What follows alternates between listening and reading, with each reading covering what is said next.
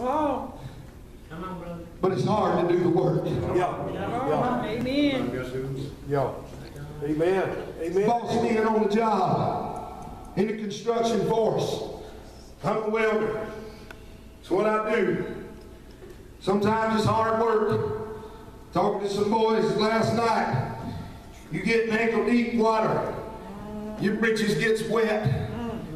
You go to light up that rod, there's electricity coming through that thing. It'll light your world up. It's not easy. It's not an easy job. A welder will get down there and he'll lay down in the mud. He'll make the pretty weld on that piece of pipe or on that structure, whatever he's welding on. That construction boss man, that white hat will come over there. He'll go out to the big headshot boss men and say, look how good I done on my job. Amen. And he ain't never touched the welding lead. He ain't crawled down and got in the mud. He ain't laid down in the water and got shocked. But it's easy to reap the benefits and say, look how good this job looks. Look how well this piece of pipe's welded. Look how well this piece of pipe's fit. And he ain't laid his hands on it. But he'll get a raise for it just as sure as you're born. And you won't never get nothing. That boss man will go in there and he'll say, oh my, ain't this job done on time? Ain't it done so well? Ain't it done so good? You see, it's easy for that white hat to go in there, Brother Ike, and reap the benefits of that welder. It's easy for that white hat to go in there and reap the benefits of that fitter. And it makes him look so good. We are creatures of habit, and it's what we do. It's just our nature. It's easy to accept those things that we do not work for. It's easy to reap those things that we do not work for, but if we have to put the least little bit of effort in it. I ain't doing that. I ain't coming up here to work day. Paint these walls. Come on. Come on. I ain't getting no donations. I ain't doing this, I ain't doing that. I can't get up and come up here on a Saturday. I worked all week. I can't take out my Saturday time to come up here to a work day at the church. But you can grant one or two of us come up here. We repaint these walls. We get it all nice and pretty in here. You'll go out on the street and you'll say, man, you ought to come down and see what we done in our church. Look what we done. Amen. Yeah. So anyway. I knew I wasn't going to get lighted in this morning. I'm preaching to me too, Brother Joe. Come look what we done in our church. And you ain't dipped the paintbrush in the paint. You ain't painted the stripe on the wall. You ain't drove a nail in the sheetrock. Come look at what we done down in our church. It's easy to reap those benefits. Easy. Amen. But it's hard to do the work. It is. Come on. Come on. To get the benefits. Amen. He said, boy, I'm going to give you 5 talents. He said, I know what I'm going to do with them 5 talents. I'm going to go out and I'm going to work and I'm going to make me 5 other ones. Yeah. So that when my Lord comes back, I can hold them out and I can say, Lord, we see this 5 that you give me. This is the 5 you give me when you went away.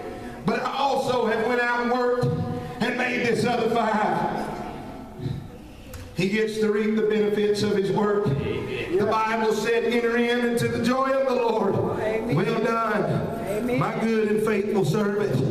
Folks, we got it mixed up this morning. We somehow or another think that God's going to let us slide.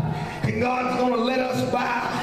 And God's going to say, well, you done so good for so long. It'll be all right, just enter on in. But when we stand before God that day, for him to look at us and say, well done, thou good and faithful servant, then he means every word that Brother Hack, we're going to have to be 1, good, and the number 2, we're going to have to be faithful. That means faithful to Sunday night. That means faithful to Sunday morning. That means faithful to Wednesday night. That means faithful to prayer meeting. That means faithful to work day on Saturday when they call and say we got to paint the walls. That means faithful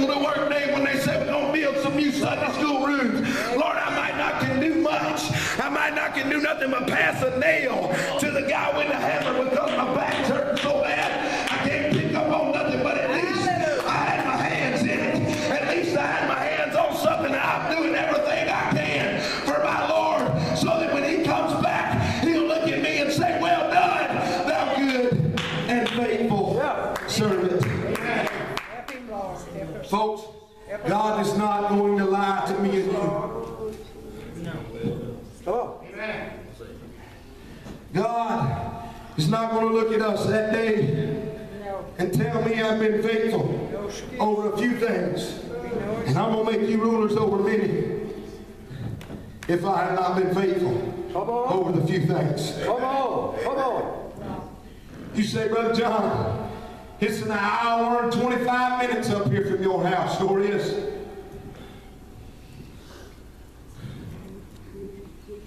But God, I believe everything within me, God sent me here. Yes. Bless him, Lord. It was by no accident, Brother Roy, that it happened. So if God sent me here, Brother Dillard, then when he sent me here, he meant for me to be faithful over the few things. He meant for me to be faithful to drive an hour and 25 minutes if that's what it takes. He meant for me to be faithful when my baby's born and it comes on Sunday, that I leave the hospital and I come and I get in the pulpit. I'm not bragging on me this morning. I'm not saying nothing about that. I'm just saying when God asked me to do what he asked me to do, then he asked me to be faithful over what he asked me to do. And that don't mean just driving an hour and 25 minutes. That means on Monday morning getting back on my knees somewhere near today and saying, God, I don't know what the people in Magnolia is going through. One of my members may be sick. One of them may have woke up sick this morning and they need a healing. God, will you touch them? Yes, that will be. It takes time away from family. Yes, it takes time away from fishing. Yes, it takes time away from hunting. But God said be faithful, and that's just exactly what he meant. To be able to say, well done, I must be good and faithful. Over the few things. Help him, Jesus. God don't ask a lot of us, church. Come on. I told them young people, I got called on a spur of the moment to preach over at Sims Chapel's youth rally Friday night. He had another guy scheduled. All of a sudden he called and said, if you can't make it, I get called at the last minute and said, can you come? I said, yeah, I can come. I'll be there. I drove up, me and Mom and Dad drove up Friday night, and we came and preached. Told those young people, elders, young people, kids, all of us alike. You know, we have the youth conferences, we have the youth rallies, we have the youth camps, and they're all great, and I love them. That's my heart, Brother Roy. Love these boys, love all these young people. Amen.